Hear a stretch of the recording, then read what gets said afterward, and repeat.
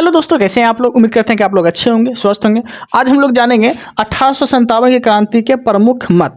कौन से इतिहासकार कौन सा मत दिया था। और ये जो है लुसेंट का पिंक बॉक्स लेक्चर नंबर 11 है। अगर आप लोग 1 से लेकर 10 तक लेक्चर नहीं देखे हैं तो जाके देख लीजिएगा, काफ़ी हम इंपॉर्टेंट सब क्वेश्चन कराए हैं। ओके देन, समझते हैं ध्यान से। तो 1857 क्रांति के प्रमुख इतिहासकार के जो मत थे वो हम देख लेते हैं। जैसे कि यह भारत का प्रथम स्वतंत्रता संग्राम था। यह किसने बोला था? तो यह बोला था बी.डी. सावरकर। किसने बोला था? यह बोला था बी.डी. सावरकर। ठीक है। और 1857 क्रांति जो हुआ था, इसका प्रमुख कारण यह भी था, राजनीतिक कारण था, सैनिक कारण था, ठीक है, सामाजिक कारण था, बहुत सा कारण था। इसी वजह से जो है 1857 की क्रांति हुआ था। और बहुत घमासान युद्ध भी हुआ था अंग्रेजों और भारतीयों के बीच में। ठीक है, ऊंच नीच ये सब जो भेदभाव होने लगा था, ये सब जो है एक आक्रोश की भावना फैलने लगी सब भारतीयों के मन में। और यह जो है आक्रोश की भावना 1857 क्रांति का कारण बन गया। ठीक है, तो यहाँ तक कोई दिक्कत नहीं है। तो जैसे कि आपको क्या बोलना है, तो यह भारत का प्रथम स्वतंत्रता संग्राम था। और यह किसने बोला था? तो बी.डी. सावरकर बोला था। ठीक है, आगे यह राष्ट्रीय विद्रोह था। यह किसने बोला था? तो यह बोला था डिज़रेली। कौन बोला था? डिज़रेली बोला था कि 1857 की क्रांति जो है यह राष्ट्रीय विद्रोह है। ओके, आगे है यह पूर्णतः सिपाही विद्रोह था। यह पूर्णतः जो है यह सिपाही विद्रोह था। क्या था? यह पूर्णतः सिपाही विद्रोह था। यह किसने बोला था? तो यह बोला था सर जॉन लॉरेंस एवं सिले ने। सर जॉन लॉरेंस एवं सिले ने बोला था यह पूर्णतः सिपाही विद्रोह है। ओके, 1857 की क्रांति। आगे देखते हैं, यह अंग्रेजों के विरुद्ध हिंदू एवं मुसलमानों का संयंत्र था। ठीक है, किसने बोला था यह बात कि अंग्रेजों के विरुद्ध जो है यह हिंदू और मुसलमानों का संयंत्र है? ये किसने बोला था? तो यह बोला था जेम्स आउटकम डब्ल्यू टेलर बोला था। जेम्स आउटकम डब्ल्यू टेलर जो है यह बात बोला था। क्या बोला था? तो यह अंग्रेज के विरुद्ध हिंदू एवं मुसलमानों का संयंत्र था। ठीक है, ये जेम्स आउटकम टेलर बोला था। ओके, यहाँ तक कोई दिक्कत नहीं है। आगे देखते हैं। अब देखिए, ये किसने बोला था? बाबरता तथा सभ्यता के विरुद्ध युद्ध था। ठीक है, ये किसने बोला था कि 1857 की क्रांति जो है बाबरता तथा सभ्यता के विरुद्ध युद्ध था? ये किसने बोला था? तो यह बोला था टी.आर. होम्स। टी.आर. होम्स ने यह बात बोला था। ओके, आगे देखते हैं। यह धर्मांधों का ईसाइयों के विरुद्ध युद्ध था। यह धर्मांधों का ईसाइयों के विरुद्ध युद्ध था। ये किसने बोला था? यह बोला था L.E.R. रिज। L.E.R. रिज जो है यह बात बोला था। ओके देन, आगे तो यहाँ तक कोई दिक्कत नहीं होना चाहिए आप लोग को। आगे देख लेते हैं 1857 की क्रांति के प्रमुख केंद्र देख लेते हैं। कौन से व्यक्ति किस क्षेत्र से लड़ाई कर रहे थे वो देख लेते हैं। जैसे कि दिल्ली से नेतृत्व कौन कर रहे थे? तो दिल्ली से जो नेतृत्व कर रहे थे ये कर रहे थे बहादुर शाह जफर। बहादुर शाह जफर को जो है जबरदस्ती दिल्ली से नेतृत्व करने पे मजबूर किया गया भारतीयों द्वारा कि नहीं, आप नेतृत्व करिए, आप नेता बनिए। 1857 की क्रांति का कोई तो नेता होना चाहिए ना, तो नेता के रूप में जो है ये काम कर रहे थे 1857 क्रांति का। ठीक है, फिर उसके बाद जो है इसे जो है इसके बेटा को जब मार दिया जाता है अंग्रेजों के द्वारा, ठीक है, तो इसे ना बहादुर शाह जफर को फिर रंगून भेज दिया जाता है। इसके बाद कौन आता है नेतृत्व करने के लिए दिल्ली से? तो वो आता है बख्त खां। ठीक है, जो कि सेना नेतृत्व के रूप में ये काम करते हैं। तो आपसे अगर बोलेगा कि 1857 क्रांति का जो नेतृत्व कर रहे थे वो दिल्ली से कौन कर रहे थे? तो पहला बहादुर शाह जफर, फिर बख्त खां कर रहे थे। ठीक है, यहाँ तक कोई दिक्कत नहीं है। आगे देखते हैं। तो दिल्ली से भारतीय में बोलेगा तो बहादुर शाह जफर कर रहे थे और बख्त खां कर रहे थे। लेकिन अंग्रेज से जो लड़ाई हो रहा था वह कौन कर रहे थे दिल्ली से? तो वह कर रहे थे निकोलस। ठीक है, निकोलस एवं हडसन जो है ये नेतृत्व कर रहे थे। ठीक है, निकोलस जब मारा गया तो उसके बाद इसके जगह फिर कौन आ गया? हडसन आ गया। ठीक है, फिर दिल्ली से नेतृत्व करने लगा अंग्रेज की तरफ से। ओके, आगे देखते हैं कानपुर से कौन नेतृत्व कर रहे थे? तो कानपुर से नेतृत्व कर रहे थे भारतीय में नाना साहब। कौन कर रहे थे? नाना साहब कर रहे थे, जिसे हम लोग क्या बोलते हैं? धोंदूपंत। क्या बोलते हैं? धोंदूपंत बोलते हैं। नाना साहब को धोंदूपंत बोलते हैं। ओके, एवं तात्या टोपे। यहाँ तक कोई दिक्कत नहीं, तात्या टोपे। आगे देखते हैं। तो कानपुर से कर रहे थे भारतीय में नाना साहब, जिसे बोलते धोंदूपंत, और तथा तात्या टोपे कर रहे थे। ओके, अब देखिए कानपुर से अंग्रेज में कौन नेतृत्व कर रहे थे? तो कैंपबेल कर रहे थे। अंग्रेज नेतृत्व कौन कर रहे थे? तो कैंपबेल नेतृत्व कर रहे थे। ओके, अब देखिए लखनऊ से कौन नेतृत्व कर रहे थे? लखनऊ से जो कर रहे थे वो बेगम हजरत महल कर रहे थे। बेगम हजरत महल जो है लखनऊ से नेतृत्व कर रहे थे भारतीय तरफ से। और इसका अन्य नाम अगर बोल दिया तो मोहम्मदी खातून जो है मोहम्मद मतलब मोहम्मदी खातून बेगम हजरत महल का अन्य नाम है मोहम्मदी खातून, जो कि लखनऊ से नेतृत्व कर रहे थे। ओके, और अंग्रेज की तरफ से कौन नेतृत्व कर रहे थे? लखनऊ की तरफ से तो वह कर रहे थे हेनरी लॉरेंस। हेनरी लॉरेंस, उसके बाद कैंपबेल। जब हेनरी लॉरेंस जब मारा गया तो उसके बाद जो है कैंपबेल आके नेतृत्व करने लगे लखनऊ से। ओके, यहाँ तक कोई दिक्कत नहीं है। अब देखिए झांसी से, तो झांसी से तो आप लोग जानते ही होंगे, ठीक है। झांसी से कौन नेतृत्व कर रही थी? तो वो कर रही थी महारानी रानी लक्ष्मीबाई, ठीक है। रानी लक्ष्मीबाई जो है वह झांसी से नेतृत्व कर रही थी, ठीक है। लेकिन अंग्रेज बोल दिया कि झांसी से कौन नेतृत्व कर रहे थे? तो वह कर रहे थे हुरोज। हुरोज जो है वो झांसी से नेतृत्व कर रहे थे अंग्रेज की तरफ से, और ऐसे महिला में बोल दिया तो रानी लक्ष्मीबाई कर रही थी झांसी की तरफ से, ठीक है। आगे इलाहाबाद से नेतृत्व कौन कर रहे थे? तो लियाकत अली। भारतीय तरफ से लियाकत अली जो है इलाहाबाद से नेतृत्व कर रहे थे, और अंग्रेज नेतृत्व कौन कर रहे थे इलाहाबाद से? तो कर्नल नील। कर्नल नील नेतृत्व कर रहे थे अंग्रेज की तरफ से। ओके, जगदीशपुर से कौन नेतृत्व कर रहे थे? तो वीर कुंवर सिंह। वीर कुंवर सिंह जो है जगदीशपुर से नेतृत्व कर रहे थे, और अंग्रेज अगर बोल दिया तो विलियम टेलर एवं बिसेंट आयर। विलियम टेलर और बिसेंट आयर जो है ये जगदीशपुर से नेतृत्व कर रहे थे। जगदीशपुर से बोल दिया तो कुंवर सिंह जो कि आरा के रहने वाले थे जगदीशपुर से नेतृत्व कर रहे थे, ठीक है। और अंग्रेज की तरफ से विलियम टेलर एवं बिसेंट आयर नेतृत्व कर रहे थे। ओके, आगे देखते हैं बरेली। बरेली से नेतृत्व कौन कर रहे थे? तो बरेली से नेतृत्व कर रहे थे खान बहादुर खां। खान बहादुर खां जो है ये बरेली से नेतृत्व कर रहे थे, लेकिन अंग्रेज अगर बोल दिया तो अंग्रेज से हडसन कर रहे थे। अंग्रेजी नेतृत्व कौन कर रहे थे बरेली से? तो वो हडसन कर रहे थे। और भारतीय बोल दिया बरेली से कौन कर रहे थे? तो वह कर रहे थे खान बहादुर खां। खान बहादुर खां भारतीय थे, और अंग्रेज की तरफ से हडसन कर रहे थे बरेली की तरफ से। ओके, आगे फैजाबाद से कौन नेतृत्व कर रहे थे? तो भारतीय में कर रहे थे मौलवी अहमद उल्ला। मौलवी अहमद उल्ला मौलवी अहमद उल्ला जो है ये फैजाबाद से नेतृत्व कर रहे थे, और अंग्रेज बोल दिया तो कर्नल नील कर रहे थे। अंग्रेज में कर्नल नील कर रहे थे। ओके, फतेहपुर सीकरी से कौन नेतृत्व कर रहे थे? तो वह कर रहे थे अजीमुल्ला। फतेहपुर सीकरी से अजीमुल्ला कर रहे थे, और अंग्रेजी नेतृत्व कौन कर रहे थे? तो कर्नल रेनड। कर्नल रेनड जो है ये फतेहपुर से कर रहे थे, फतेहपुर से, ठीक है। कर्नल रेनड, और भारतीय में अजीमुल्ला कर रहे थे, ठीक है। यहाँ तक कोई दिक्कत नहीं है। तो उम्मीद है कि आप लोगों को अच्छे से ये कंसेप्ट समझ में आ गया होगा कौन कहाँ से नेतृत्व कर रहे थे। ओके, अब हम क्या देखने वाले हैं? तो अब हम देखने वाले हैं कांग्रेस। कांग्रेस पर कुछ विशेष टिप्पणियां, कांग्रेस पर कुछ विशेष टिप्पणियां कहा गया था। जैसे कि आप लोगों को पता होगा कि 28 दिसंबर 1885 ईस्वी को लगभग कांग्रेस का स्थापना किया गया था, जिसमें कि पहला अधिवेशन जो हुआ था वो बम्बई में हुआ था। ओके, ये सब चीज़ आपको याद रखना है। ओके, अब ये देख लेते हैं कि कांग्रेस पर कुछ टिप्पणियां जो लिखी गई थी किसके द्वारा कौन सा बात बोला गया था वो देख लेते हैं। तो डफरिन ने क्या बोला था? डफरिन बोला था कि कांग्रेस केवल सूक्ष्मदर्शी अल्पसंख्यक का प्रतिनिधित्व करती है। डफरिन क्या बोला था?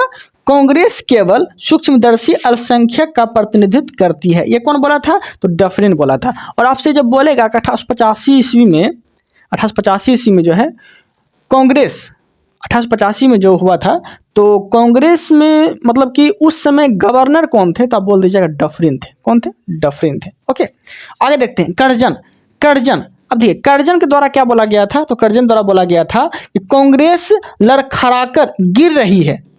कर्जन क्या बोले थे? कर्जन बोले थे कि कांग्रेस लड़खड़ाकर गिर रही है। कांग्रेस लड़खड़ाकर गिर रही है। भारत में रहते हुए मेरी इच्छा है कि उसे शांतिपूर्वक मरने में मदद कर सकूं। यह बात किसने बोला था? यह बोला था कर्जन। कौन बोला था? कर्जन। कर्जन के शासनकाल की बात बोलेंगे तो 1899 से 1905 ईस्वी तक रहा था। बंगाल विभाजन जो है इसी के समय हुआ था। तो कर्जन क्या बोले थे? कर्जन बोले थे कांग्रेस लड़खड़ाकर गिर रही है। भारत में रहते हुए मेरी इच्छा है कि उसे शांतिपूर्वक मरने में मदद कर सकूं। यह बात किसने बोला था? तो कर्जन ने बोला था। ओके, आगे देखते हैं अरविंद घोष क्या बोले थे? तो अरविंद घोष बोले थे कि कांग्रेस क्षय रोग से मरने वाली है। ठीक है, अरविंद घोष क्या बोली है, मतलब क्या बोले थे? अरविंद घोष बोले थे कि कांग्रेस जो है क्षय रोग से मरने वाली है। ये किसने बोला है? तो ये बोला था अरविंद घोष। किसने बोला था? अरविंद घोष बोला था कि कांग्रेस क्षय रोग से मरने वाली है। ओके, यहाँ तक कोई दिक्कत नहीं है।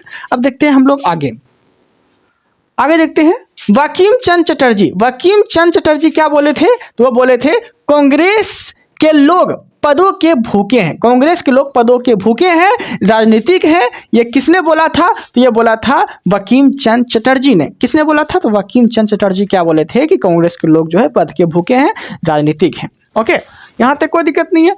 अश्वनी कुमार दत्त क्या बोले थे? तो अश्वनी कुमार दत्त बोले थे कांग्रेस का सम्मेलन 3 दिन का तमाशा है। कांग्रेस का सम्मेलन जो है ये 3 दिन का तमाशा है।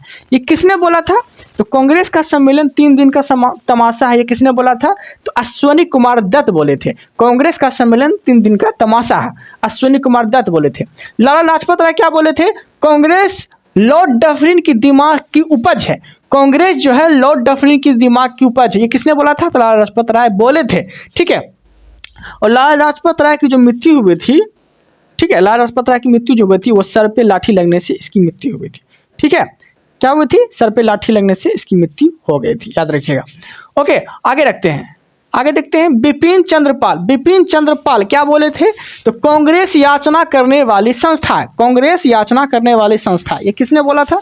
तो ये बोला था बिपिन चंद्रपाल क्या बोले थे? कांग्रेस याचना करने वाली संस्था है। ठीक है, यहाँ तक कोई दिक्कत नहीं है। अब देखते हैं किसान सभा के बारे में जानेंगे आप लोग। ठीक है, देखिए संयुक्त प्रांत किसान सभा की स्थापना बोलेगा किसके द्वारा किया गया था? संयुक्त किसान सभा की स्थापना किसके द्वारा किया गया था? तो गौरी शंकर मिश्र इंद्रनारायण द्विवेदी। ठीक है, गौरी शंकर मिश्र इंद्रनारायण द्विवेदी के द्वारा जो है संयुक्त प्रांत किसान सभा की स्थापना किया गया था। और ये किया कब गया था? तो फरवरी 1918 में इसकी स्थापना किया गया था। ओके, उम्मीद है कि आप लोग को अच्छे समझ में आ रहा होगा, कोई डाउट नहीं हुआ होगा। ओके, अब देखते हैं हम लोग आगे देखते हैं। अखिल भारतीय किसान सभा की स्थापना किसने किया था? तो स्वामी सहजानंद सरस्वती के द्वारा जो है अखिल भारतीय किसान सभा की स्थापना किया गया था। और ये कब किया गया था? तो 11 अप्रैल 1936 ईस्वी को किया गया था। 11 अप्रैल 1936 ईस्वी को किसके द्वारा जो है अखिल भारतीय किसान सभा की स्थापना किया गया था? तो स्वामी सहजानंद सरस्वती के द्वारा 11 अप्रैल 1936 ईस्वी को किया गया था। अवध किसान सभा की स्थापना बोलेगा तो अवध किसान सभा की स्थापना जो है बाबा रामचंद्र जवाहरलाल नेहरू के द्वारा 1920 ईस्वी में अवध किसान सभा की स्थापना किया गया था। किसके द्वारा? बाबा रामचंद्र जवाहरलाल नेहरू के द्वारा। ओके, यहाँ तक कोई दिक्कत नहीं है। तो 2 व्यक्ति जो है इसमें साथ दिए थे अवध किसान सभा की स्थापना करने में, तो बाबा रामचंद्र और जवाहरलाल नेहरू के द्वारा। दोनों चीज आपको याद रखना। 1920 में अवध किसान सभा की स्थापना किया गया था। आंध्र प्रांतीय किसान सभा की स्थापना किया गया था। आंध्र प्रांतीय किसान सभा की स्थापना 1928 में किसके द्वारा? तो एनजी रंगा के द्वारा आंध्र प्रांतीय किसान सभा की स्थापना 1928 में किया गया था। तो ये चीज आपको याद रखना है। ठीक है, आगे देखते हैं। भारतीय किसान संघ कोटा में जो है इसकी स्थापना किया गया था। भारतीय किसान संघ की स्थापना किसके द्वारा? तो श्री दत्तापंत जी ठेगरी के द्वारा। जो है भारतीय किसान संघ कोटा में श्री दत्तापंत जी ठेकरी के द्वारा जो है भारतीय किसान संघ की स्थापना किया गया था। भारतीय किसान संघ की स्थापना किसके द्वारा? तो श्री दत्तापंत जी ठेकरी के द्वारा। ओके, यहाँ तक कोई दिक्कत नहीं। उम्मीद है कि आप लोग को जो है अच्छे से समझ में आ गया होगा। ये सब जो है हम ये पिंक बॉक्स सीरीज देखें। ओके, अब जो मेरा टॉपिक आता है तो महात्मा गांधी का संक्षिप्त परिचय। पिंक बॉक्स में जो है यही टॉपिक बचा हुआ था। ठीक है, इसके क्योंकि हम सीक्वेंस से लेके चल रहे हैं, तो सीक्वेंस जब लेके चल रहे हैं तो वह जो है आगे टॉपिक बन जाता है महात्मा गांधी का संक्षिप्त परिचय के द्वारा। ठीक है, तो लुसेंट में जो लिखा हुआ है उसके अकॉर्डिंग तो हम चलेंगे ही, प्लस एक्स्ट्रा फैक्ट बताएंगे तो आप लोग उसे भी नोटिस करना है। ओके, तो चलिए पढ़ते हैं हम लोग महात्मा गांधी के संक्षिप्त परिचय के बारे में। ठीक है, अब देखिए महात्मा गांधी का जन्म की बात बोलेंगे तो महात्मा गांधी का जो जन्म हुआ था 2 अक्टूबर 1869 ईस्वी को महात्मा गांधी का जन्म हुआ था। ठीक है, और ये कहाँ हुआ था? तो पोरबंदर गुजरात में इसका जन्म हुआ था। कहाँ हुआ था? पोरबंदर गुजरात में इसका जन्म हुआ था। किसका? तो महात्मा गांधी का। कब? 2 अक्टूबर 1869 ईस्वी को पोरबंदर गुजरात में। यहाँ तक कोई दिक्कत नहीं है। इसके अगर वास्तविक नाम की बात बोलेंगे तो इसका वास्तविक नाम जो है, महात्मा गांधी का वास्तविक नाम मोहनदास करमचंद गांधी है। मोहनदास करमचंद गांधी किसके वास्तविक नाम है? तो महात्मा गांधी का वास्तविक नाम है। ओके देन, यहाँ तक कोई दिक्कत नहीं है। अब देखिए, इसकी माता, महात्मा गांधी जी के जो माता के नाम थी वो क्या नाम थी? तो पुतली बाई। ठीक है, पुतली, पुतली का मतलब क्या होता है? आँख। पुतली में आँख होता है ना, आँखों में पुतली होता है। तो आँखों का तारा कौन होता है? बेटा होता है। तो माँ, ऐसे भी याद रख सकते हैं, पुतली बाई जो है आँखों का तारा। पुतली बाई के आँखों का तारा कौन? तो महात्मा गांधी। तो महात्मा गांधी जी के माता के नाम क्या थी? तो वह थी क्या थी? तो पुतली बाई। ओके देन, अब देखिए, इसके पिता का नाम क्या थे? तो वह थे करमचंद गांधी। महात्मा गांधी के पिता का क्या नाम थे? तो करमचंद गांधी। इस चीज आपको याद रखना है, ये तो बेसिक फैक्ट है। ओके, अब देखिए, पत्नी, पत्नी का नाम अगर बोल दिया आपसे तो पत्नी का नाम जो है कस्तूरबा गांधी। पत्नी का नाम कस्तूरबा गांधी है। और महात्मा गांधी, महात्मा गांधी का जो विवाह हुआ था वो कब हुआ था? तो 1883 में। 1883 में जो है महात्मा गांधी का विवाह हो जाता है। उसके बाद महात्मा गांधी पढ़ने लिखने में बहुत अच्छे होते हैं। उसके बाद 1888 ईस्वी में जो है ये इंग्लैंड चले जाते हैं। कहाँ चले जाते हैं? इंग्लैंड चले जाते हैं, जिसे बोलते हैं लंदन। ठीक है, लंदन बोलिए, इंग्लैंड बोलिए या यूके बोलिए, तीनों सेम है। ओके, तो लंदन जो है पढ़ाई करने के लिए वो चले जाते हैं। कब? तो 1888 में। वहाँ पे पढ़ाई करने के लिए जो जाते हैं वो क्या चीज़ का पढ़ाई करने के लिए जाते हैं? तो बैरिस्टर, बैरिस्टर का पढ़ाई करने के लिए जाते हैं। और बैरिस्टर किसे बोलते हैं? जो सुप्रीम कोर्ट और हाई कोर्ट वकील, सुप्रीम कोर्ट और हाई कोर्ट की वकालत लड़ने की योग्यता रखता हो, मतलब वकालत, मतलब ठीक है। तो बैरिस्टर की पढ़ाई करने के लिए वो कहाँ चले जाते हैं? तो वो चले जाते हैं इंग्लैंड। तो ये चीज़ आपको याद रखना है। ओके, तो महात्मा गांधी पढ़ने लिखने में अच्छे, तो 1888 में जो कहाँ चले जाते हैं? तो इंग्लैंड चले जाते हैं पढ़ने के लिए। यहाँ तक कोई दिक्कत नहीं। महात्मा गांधी के 4 पुत्र होते हैं। ठीक है, महात्मा गांधी के 4 पुत्र कौन कौन? तो हरिलाल, मणिलाल, रामदास, देवदास। हरिलाल, मणिलाल, रामदास, देवदास। हरिलाल, मणिलाल, रामदास, देवदास। ठीक है, महात्मा गांधी 4 पुत्र होते हैं, लेकिन 5वां पुत्र जो है ये गोद लिए हुए थे। ठीक है, मतलब कि 5वां पुत्र ये जमनालाल बजाज को मानते हैं कि आप मेरे 5वें पुत्र हो, क्योंकि सलाह जो देते थे ना वो 5वें पुत्र से ही सलाह लेते थे महात्मा गांधी। इसलिए जमनालाल बजाज को जो है 5वें पुत्र का संज्ञा दिया गया था। ओके, यहाँ तक कोई दिक्कत नहीं है। अब देखिए, महात्मा गांधी के अगर निजी सचिव बोल दिया आपसे, तो महात्मा गांधी के निजी सचिव जो थे वो महादेव देसाई थे। महात्मा गांधी के निजी सचिव कौन थे? तो महादेव देसाई थे। ये चीज़ आपको याद रखना, जो कि 1917 से 1942 ईस्वी तक महात्मा गांधी के निजी सचिव महादेव देसाई काम कर रहे थे। ओके, उसके बाद जब ये चला गया तो उसके बाद एक और निजी सचिव बने थे, वो उसका नाम था प्यारे लाल। प्यारे लाल, इसका जो जीवन का मतलब इसका जो कार्यकाल था यह 42 से 48 तक रहा था। ठीक है, तो महात्मा गांधी के जो पहले सचिव थे कौन थे? महादेव देसाई, जो कि 1917 से 1942 तक इसका निजी सचिव के रूप में वो काम किए थे। उसके बाद ये चले गए, तो उसके बाद एक और आए थे 42 से फिर 48 तक काम किए थे, जिसका नाम था प्यारे लाल। ठीक है, प्यारे लाल। ओके, जो कि 1942 से 48 ईस्वी तक काम किए थे। यहाँ तक कोई दिक्कत नहीं। तो महात्मा गांधी के निजी सचिव बोलेगा तो आप बोल देंगे महादेव देसाई और प्यारे लाल थे। ओके, जैसे कि आपको बताया कि महात्मा गांधी पढ़ने लिखने में अच्छे थे, तो 1888 में जो है ये इंग्लैंड चले गए बैरिस्टर का पढ़ाई करने के लिए। और बैरिस्टर किसे बोलते हैं? जो सुप्रीम कोर्ट और हाई कोर्ट की केस लड़ने की योग्यता रखता हो। ठीक है, बैरिस्टर उसे बोलते हैं। यहाँ तक कोई दिक्कत नहीं। अब देखिए, उसके बाद पढ़ लिख के जब वापस आते हैं भारत, ठीक है, ये कब आते हैं? तो 1891 ईस्वी में आते हैं। कब आते हैं? 1891 ईस्वी में जो है वो भारत पढ़ लिख के आते हैं। जब भारत पढ़ लिख के आते हैं तो उसका मुलाकात जो है किससे होता है? तो उसका मुलाकात जो होता है दादा अब्दुल्ला से होता है। किससे होता है? दादा अब्दुल्ला से जो है उसका मुलाकात होता है। ठीक है, दादा अब्दुल्ला जो होते हैं, दादा अब्दुल्ला, इसका ना व्यापार, दादा अब्दुल्ला का जो है व्यापार भारत से लेकर दक्षिण अफ्रीका तक फैला हुआ था। एक व्यापारी थे दादा अब्दुल्ला। ठीक है, तो ये बताए कि कुछ मतलब जब दादा अब्दुल्ला जब महात्मा गांधी से मिले ना, महात्मा गांधी से मिले तो महात्मा गांधी तो बैरिस्टर थे, वकील थे। तो ये ना दादा अब्दुल्ला जब महात्मा गांधी से बात किए कि देखिए महात्मा गांधी जी, मेरा व्यापार जो है भारत से दक्षिण अफ्रीका तक फैला हुआ है और कुछ प्रॉब्लम आ गया है, तो हम आपको वकील के रूप में चुनते हैं, आप मेरा केस लड़िए। तो महात्मा गांधी जो है इसका बात सुन के केस लड़ने के लिए तैयार हो गया। ठीक है, उसके बाद जो है महात्मा गांधी 1893 ईस्वी को जो है कहाँ चले जाते हैं, तो दक्षिण अफ्रीका चले जाते हैं, दक्षिण अफ्रीका चले जाते हैं। ठीक है, केस लड़ने के लिए मतलब रवाना हो जाते हैं दक्षिण अफ्रीका के लिए। ठीक है, हम आपका केस लड़ने के लिए जा रहे हैं। ठीक है, उसके बाद जो है दक्षिण अफ्रीका जब महात्मा गांधी जा रहे होते हैं, ठीक है, तो उसके पास महात्मा गांधी के साथ ना एक आकस्मिक मतलब प्रॉब्लम आ जाता है। ठीक है, प्रॉब्लम क्या आ जाता है कि महात्मा गांधी के पास ना फर्स्ट क्लास का टिकट रहता है, फर्स्ट क्लास का टिकट रहता है।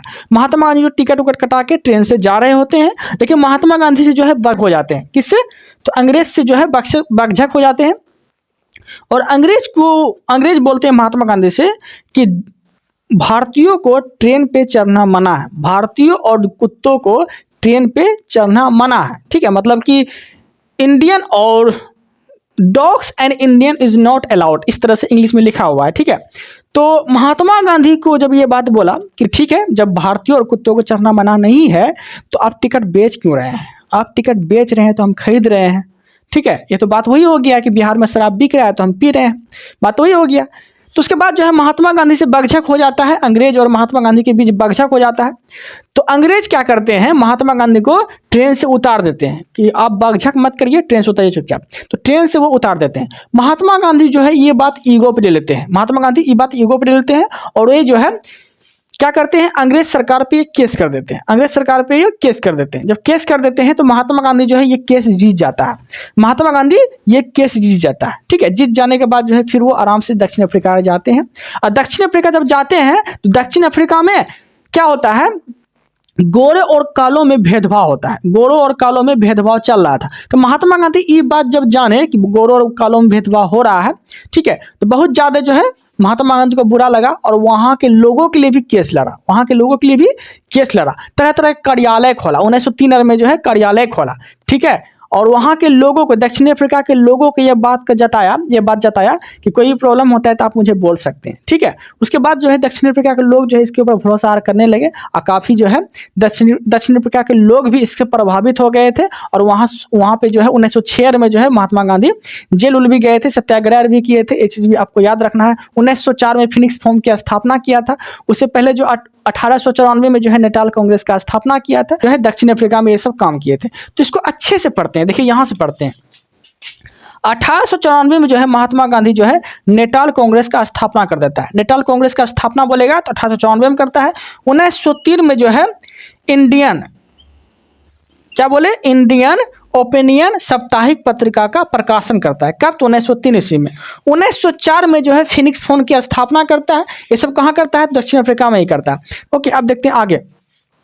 तो ये सब प्रोसेस चलते ही रहता है। ठीक है, महात्मा गांधी काफ़ी स्ट्रगल करते हैं और दक्षिण अफ्रीका के लोगों के साथ खड़े होते हैं, वहाँ के लोगों को ये बात जताता है। फिर ऐसे करते करते करते फिर जो है सब जब समस्या सुलझ जाता है, दक्षिण अफ्रीका के लोगों की समस्या जब सुलझ जाता है, उसके बाद महात्मा गांधी जो है ये पूर्ण रूप से 1915 ईस्वी में जो है भारत की वापसी कर देते हैं। ठीक है, भारत की वापसी करते हैं महात्मा गांधी कब, तो 9 जनवरी 1915 ईस्वी को। क्वेश्चन पूछेगा कि महात्मा गांधी जो है भारत कब लौटे थे पूर्ण रूप से, तो आप क्या बोलेंगे, 9 जनवरी 1915 ईस्वी को जो है महात्मा गांधी वापस आ जाते हैं। ओके, यहाँ तक कोई दिक्कत नहीं, अच्छे समझ में आ गया होगा। और 9 जनवरी को हम लोग क्या मनाते हैं, तो भारतीय प्रवासी दिवस के रूप में हम लोग मनाते हैं। भारतीय प्रवासी दिवस कब मनाते हैं, 9 जनवरी 1915 ईस्वी को भारतीय प्रवासी दिवस के रूप में मनाते हैं। किसके आने के उपलक्ष्य में, तो महात्मा गांधी के आने के उपलक्ष्य में। कोई दिक्कत नहीं, अच्छे समझ में आ गया होगा। उसके बाद जो है तो भारत तो वापस आ जाते हैं 9 जनवरी 1915 ईस्वी को। उसके बाद जो है साबरमती की स्थापना करता है, साबरमती की स्थापना करता है कौन, तो महात्मा गांधी। ओके, साबरमती की स्थापना किसकी सहायता से करता है, इसको धन कौन देता है साबरमती आश्रम की स्थापना करने के लिए, तो अम्बालाल साराभाई जो है साबरमती आश्रम की स्थापना करने के लिए धन देता है। ओके, जैसे कि आपको बोले थे कि लुसेंट में जो कंटेंट लिखा हुआ है उससे ज़्यादा हम पढ़ाएंगे यहाँ पे। ठीक है, अच्छे से आप लोग जो है समझिएगा। तो साबरमती आश्रम स्थापना करने के लिए धन कौन देता है, तो अम्बालाल साराभाई देता है। ओके, यहाँ तक कोई दिक्कत नहीं। उसके बाद जो है 1917 में महात्मा गांधी जो है चंपारण सत्याग्रह करता है। 1917 में महात्मा गांधी चंपारण सत्याग्रह करता है। ठीक है, होता क्या है, जब 1916 में लखनऊ अधिवेशन चल रहा होता है, लखनऊ अधिवेशन का अध्यक्षता कौन कर रहे होते हैं 1916 में, कर रहे होते हैं, तो वह कर रहे होते हैं अंबिका चरण मजुमदार। अंबिका चरण मजुमदार जो है 1916 के लखनऊ अधिवेशन में अध्यक्षता कर रहे होते हैं। वहीं पे महात्मा गांधी का मुलाकात किससे होता है? राजकुमार शुक्ल से होता है। तो राजकुमार शुक्ल जो है बताता है कि देखिए महात्मा गांधी जी, किसानों के साथ बहुत ही दुर्व्यवहार हो रहा है, किसानों का बहुत ही शोषण हो रहा है, किसानों को बहुत ही सताया जा रहा है अंग्रेजों के माध्यम से, और आप जो है एक वकील हैं, आपको ये बात हम सूचना दे रहे हैं, आप जो है किसानों के लिए केस लड़िए, ठीक है। तो उसके बाद जो है महात्मा गांधी जो है राजकुमार शुक्ल के बातों से प्रभावित होते हैं और यह जो है 1917 में चंपारण सत्याग्रह करते हैं, ठीक है। और चंपारण सत्याग्रह होता है किस लिए? तो नील की खेती के लिए, मुख्य रूप से नील की खेती के लिए। वो नील की खेती क्या होता था? तो 20 कट्ठा अगर खेत है ना, तो 20 कट्ठा में 3 कट्ठा नील की खेती करवाता था जबरदस्ती। कौन? अंग्रेज। किसानों को बोलता है कि तुम नील की खेती करो, जबरदस्ती करोगे तो करना पड़ेगा, करना ही पड़ेगा तुमको नील की खेती। और जबरदस्ती खेती करवाते थे, उसको सही मुआवजा भी नहीं देते थे। तो राजकुमार शुक्ल जो है सारा बात बताते हैं महात्मा गांधी को। महात्मा गांधी फिर क्या करते हैं? चंपारण सत्याग्रह करते हैं, ठीक है। चंपारण सत्याग्रह होते किस लिए है? तो नील की खेती के लिए, ओके। तो चंपारण सत्याग्रह जब करते हैं तो महात्मा गांधी जो है ये सफल आंदोलन को बना देते हैं। चंपारण सत्याग्रह जो है ये सफल हो जाते हैं। जब चंपारण सत्याग्रह 1917 ईस्वी को सफल हो जाते हैं तो महात्मा गांधी से प्रभावित होके, महात्मा गांधी के इस आंदोलन को देखते हुए खुश होके RNT ने महात्मा गांधी को किसकी उपाधि देता है? तो महात्मा की उपाधि देता है। RNT मतलब कि रविन्द्रनाथ टैगोर जो है महात्मा गांधी को महात्मा की उपाधि से सम्मानित कर देता है, ठीक है। तो आपसे जब क्वेश्चन पूछेगा कि महात्मा गांधी को महात्मा की उपाधि कौन देता है, तो वह देता है RNT, ठीक है। किस आंदोलन से प्रभावित होके, खुश होके? तो चंपारण सत्याग्रह से प्रभावित होके, ओके। यहाँ तो कोई दिक्कत नहीं है। उसके बाद जो है महात्मा गांधी एक और केस लड़ते हैं। वो केस किस लिए लड़ते हैं? तो अहमदाबाद मिल हड़ताल के लिए लड़ते हैं। अहमदाबाद मिल हड़ताल के लिए ये केस लड़ते हैं। अब देखिए अहमदाबाद मिल हड़ताल क्या होता था? अहमदाबाद मिल हड़ताल क्या होता था कि उस समय 1918 में जो है ना एक प्लेग बीमारी फैला हुआ था, ठीक है। कौन सा बीमारी? प्लेग नाम का एक बीमारी फैला हुआ था। और ये जो है प्लेग, ये होता है जीवाणु से, याद रखिएगा। तो प्लेग नाम का एक बीमारी फैला हुआ था। तो उस वक्त जो है अहमदाबाद मिल हड़ताल, मतलब अहमदाबाद में जो है मिल चल रहा होता है अंग्रेजों का। तो वहाँ पे काफ़ी मजदूर काम कर रहे होते हैं, ठीक है। लेकिन प्लेग बीमारी जब फैला ना तो काफ़ी मजदूर जो है वो हड़ताल कर दिए, मिलर बंद हो गया, अंग्रेज का मिलर बंद हो गया, को नुकसान होने लगा काफ़ी। तो अंग्रेज बोला कि मजदूर लोग, आप लोग आइए, हम आपको बोनस देंगे, एक्स्ट्रा पैसा देंगे, आप लोग काम करिए, ठीक है। तो ज़बरदस्ती जो है मजदूर से काम करवा लिया, लोभ दिलवा के काम करवा लिया। जब काम निकल गया अंग्रेज का तो उसको अच्छे से मजदूरी नहीं दिया गया, ठीक है, जितना वो वादा किए थे। तो अंग्रेज के द्वारा जब अच्छे से मजदूरी नहीं दिया गया जितना वो वादा किए थे, ठीक है, कि बोनस देंगे, इतना पैसा देंगे, ज़्यादा पैसा देंगे, नहीं दिया क्योंकि अंग्रेज का काम निकल गया। तो इससे क्या हुआ? मजदूर लोग काफ़ी आक्रोश में आ गए। मजदूर लोग फिर आए महात्मा गांधी के पास और बताए कैसे ऐसे बात हुआ है। तो महात्मा गांधी जो है फिर ये अहमदाबाद मिल हड़ताल करते हैं। क्या करते हैं? अहमदाबाद मिल हड़ताल करते हैं, ठीक है। ये चीज़ आपको याद रखना है। किसके लिए होता है अहमदाबाद मिल हड़ताल? तो मजदूर के लिए। तो आपसे क्वेश्चन पूछेगा कि अहमदाबाद मिल हड़ताल किसके लिए? तो मजदूरों के लिए। उसके बाद 1918 में जो है खेड़ा सत्याग्रह होता है। 1918 में खेड़ा सत्याग्रह होता है और खेड़ा सत्याग्रह जो है ये किसानों के लिए होता है, ओके। तो अहमदाबाद मिल हड़ताल बोलेगा तो मजदूर के लिए, और खेड़ा सत्याग्रह बोलेगा तो किसानों के लिए होता है, ओके। यहाँ तक कोई दिक्कत नहीं है। आगे देखते हैं। उसके बाद 1 अगस्त 1920 ईस्वी को असहयोग आंदोलन होता है। 1 अगस्त 1920 ईस्वी को असहयोग आंदोलन होता है जो कि महात्मा गांधी द्वारा चलाया जाता है। और असहयोग आंदोलन क्या होता है? तो मतलब असहयोग आंदोलन बोलता है कि आप लोग जो है भारतीय लोग से महात्मा गांधी बोलते हैं, आप लोग जो है ऐसा करिए कि असहयोग आंदोलन चलाइए, मतलब कि असहयोग, अंग्रेजों का सहयोग नहीं करना है। ये आंदोलन जो चलाया गया था स्पेशल रूप से बोला गया था कि अंग्रेजों का सहयोग नहीं करना है। कोई अगर अंग्रेज पढ़ाने के लिए आपको आ रहा है तो आप क्लास से बाहर हो जाइए, नहीं पढ़िए। कोई अंग्रेज अगर जज है तो आप वकालत ही छोड़ दीजिए, ठीक है। इस तरह से बोल रहा था। और वो इस तरह से अंग्रेज के, मतलब कहने का अर्थ ये हो गया कि ये जो आंदोलन चलाया गया था ना, अंग्रेजों का सहयोग नहीं करना है और अंग्रेजों के वस्तुओं का तिरस्कार करना है, अंग्रेजों का वस्तु इस्तेमाल नहीं करना है, ठीक है। इसलिए ये सब आंदोलन चलाया गया था। तो असहयोग आंदोलन आपको समझ में आ गया होगा कब चलाया गया था? तो 1 अगस्त 1920 ईस्वी को चलाया गया था महात्मा गांधी के द्वारा, ओके। देन आगे देखते हैं। उसके बाद 5 फरवरी 1922 ईस्वी को चौरी चौरा कांड होता है। चौरी चौरा कांड जो है इसमें 22 पुलिस कर्मियों को जला दिया जाता है।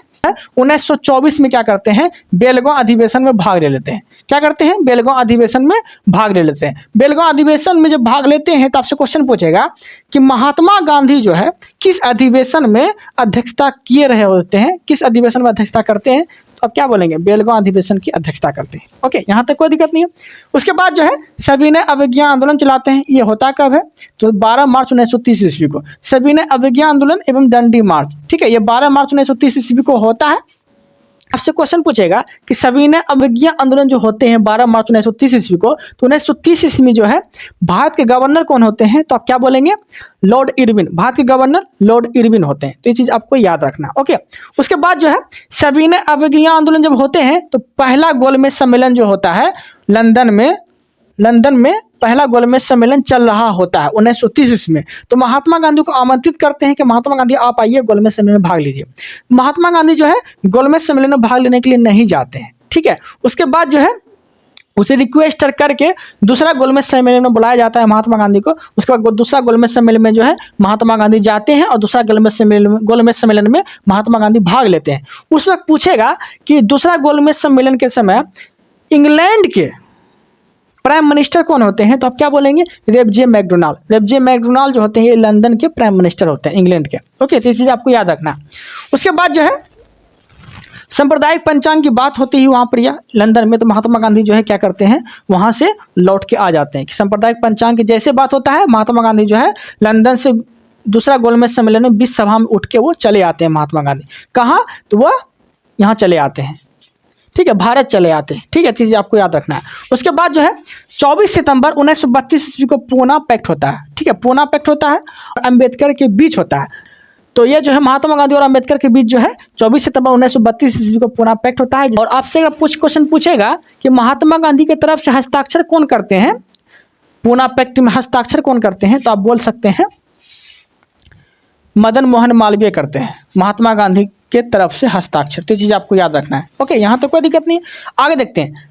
उसके बाद जो है धीरे धीरे फिर ऐसे ही आगे बढ़ते रहता है। उसके बाद 15 अगस्त 1947 ईस्वी को देश आज़ाद हो जाता है। उस वक्त आपसे क्वेश्चन पूछेगा कि महात्मा गांधी जो है उस वक्त कहाँ थे, तो आप बोल सकते हैं महात्मा गांधी जो है नोआखाई, जो कि पश्चिम बंगाल में पड़ते हैं, वहाँ थे। महात्मा गांधी कहाँ थे, तो नोआखाई पश्चिम बंगाल में थे। ठीक है, यहाँ तो कोई दिक्कत नहीं है। उसके बाद जो है महात्मा गांधी की हत्या हो जाता है। ठीक है, कब होता है हत्या, तो 30 जनवरी 1948 ईस्वी को जो है महात्मा गांधी का हत्या हो जाता है। ओके, कहाँ पे, तो दिल्ली के बिरला भवन नाथूराम गोडसे के द्वारा जो है हत्या कर दिया जाता है। ठीक है, दिल्ली के बिरला भवन में नाथूराम गोडसे के द्वारा जो है 30 जनवरी 1948 ईस्वी को हत्या कर दिया जाता है। ओके, देन यहाँ तो कोई दिक्कत नहीं है। उसका 30 जनवरी को जब हत्या कर दिया जाता है तो 30 जनवरी को जो है किस रूप में हम लोग मनाते हैं, तो मनाते हैं हम लोग शहीद दिवस के रूप में। 30 जनवरी को शहीद दिवस के रूप में हम लोग मनाते हैं। कुष्ठ रोग निवारण दिवस ही बोलेगा तो 30 जनवरी को ही मनाते हैं। ठीक है, तो ये सब चीज़ आपको याद रखना है। उम्मीद है कि आप लोग को अच्छे से समझ में आ गया होगा। कोई डाउट रहता है तो आप कमेंट कर सकते हैं, बता सकते हैं। आप लोग को मेरा कंटेंट अच्छा लग रहा है तो चैनल को सब्सक्राइब कर लीजिएगा ताकि आने वाले कंटेंट आप तक पहुँच सके। Okay then, thank you, thanks for watching.